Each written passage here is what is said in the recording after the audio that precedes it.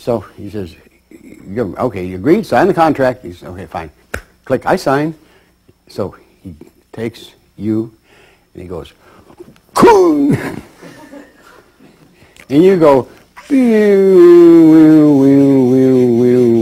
bang. And at that bang, you look very closely, if one were there, and they would see a little newborn baby squalling and screaming, not hearing the screams to let me out of here, but just a screaming baby, newly born, lying in the broken glass, the garbage, and the dust and the dirt on the landing of a fifth floor walk-up in the Bronx, while the 13-year-old mother, having just given birth, is hurrying down the stairs to get away. And so one begins life here.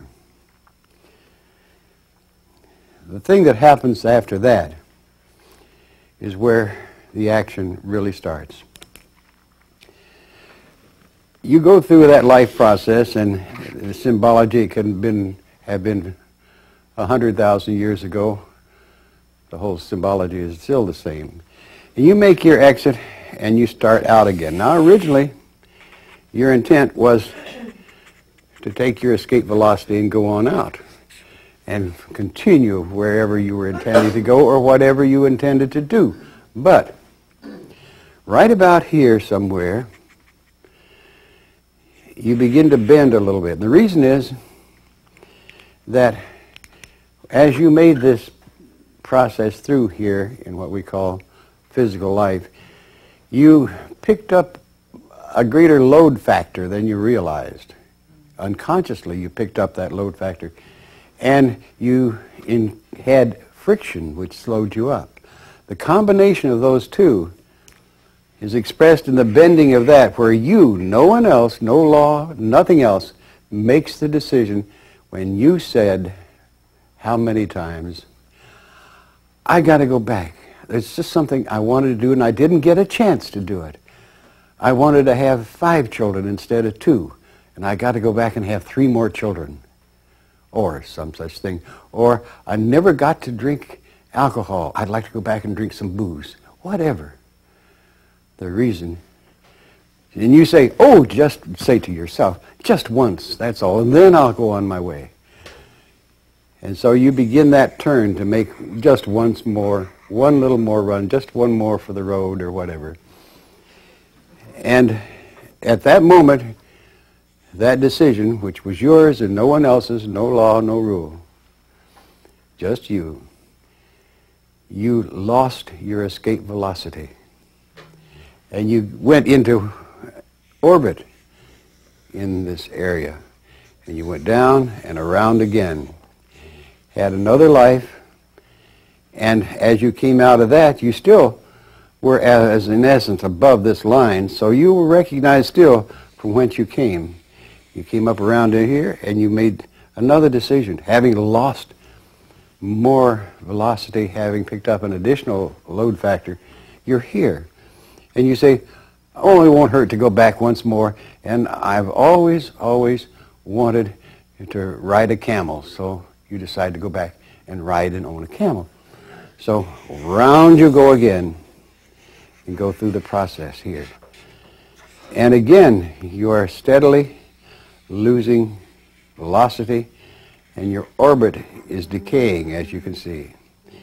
Once you get below this line of demarcation, as it were, you're thinking more about here than you are about there.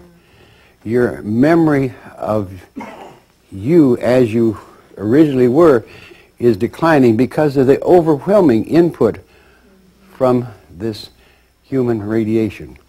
So down you go again for another life, another one, and another one, and another one, until you get to this point where you're locked in, and you have little, even in between life sojourns, you have little, if any, perception of this radiation from whence you came. And there's a word for that, which I probably have already used, that fits it very, very accurately. And that word is, we're all have become human junkies. We're addicted to being human and the human experience. Whether that was a part of the original design, you can have your own conjecture about that. But that is fact. If you want to prove it, that's the point. You have the ability, growing right now, to begin to prove these things to yourself. No one else can tell you. You can prove it to yourself. So, that's the first point of entry. There are other ways that entry takes place up here. One of the more amusing ones, and you will begin to perceive these in other people. That's the fun part. One is what is called, or what used to be called, a remittance man. If you remember in the colonial empire where they had a black sheep in London of a noble family, and he was just embarrassing the family tremendously by his bouts of whatever. And so the family shipped him off during colonial empire days, say to New Zealand, Australia, Singapore, and remitted money to him monthly to keep him there, to pay him to stay away from London and the embarrassment of his presence. What happens here, it's very interesting. We will find other people, other beings, non-human, making an entry here, and they have all the appearance of having been paid to be here, and they don't really want to be here, but they've been paid here to be here because of the fact that someone sent them here and paid off to get them here. Another form of it that's equally interesting is the one that has such profound merit is the being who appears to be on the run from some other energy system, and he's looking for a place to hide. He's got to hide somewhere. And he spots this and says, "Oh, that's great." Wham! And goes in. And here are the guys after him, who can be the old version of the KGB or whatever after him. And what he doesn't know when he makes that dive is that every time he exits and ends a life sojourn, he again is over here. And when he does that, these pursuers are ready to grab him and say, "Gotcha." The other thing that makes it even worse is that when he sleeps at night, in that, you're right on the edge of it, in that past 21 era, and he's sleeping and he drifts out there, they're ready to grab him right now because he's far enough out of phase with his physical body. He's a good target, and they want to grab him. And so he has these horrible nightmares all his lifetime, trying not to sleep. He becomes deathly afraid of sleeping, and he becomes much, much more afraid of dying because that means the boys will really gotcha when he dies and take him back for whatever reason. Then there's the other types, of course, that in turn are the missionary types who perceive all of this roiling mass of disorganization and want to do something about it. You could say they're a super form of do-gooders, but they come to fix it, help it.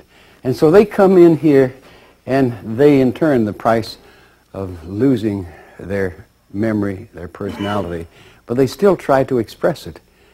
And most, if not all of them, become enmeshed in this whole cycle themselves, forgetting all about what their real motive was to help, and they get boozed up themselves.